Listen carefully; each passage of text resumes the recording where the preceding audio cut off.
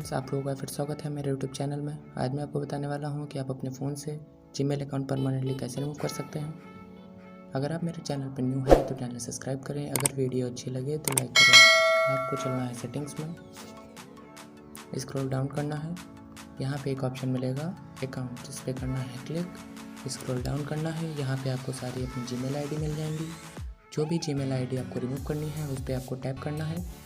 यहाँ पे ऑप्शन मिलेगा रिमूव अकाउंट, इस पर क्लिक करना है। जब आप इस रिमूव अकाउंट पर क्लिक करेंगे तो आपके फ़ोन से इस लिंक से जुड़ा यानी कि जीमेल से जुड़ा जितना भी डाटा है, message, contact and other data from the phone, वो रिमूव हो जाएगा। तो इस पर क्लिक करते हैं। ये देख लीजिए आपके फ़ोन से रिमूव अकाउंट हो चुका है, यहाँ पे शो नहीं हो रहा है।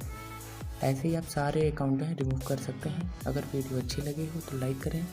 अगर आप मेरे चैनल पर न्यू हैं तो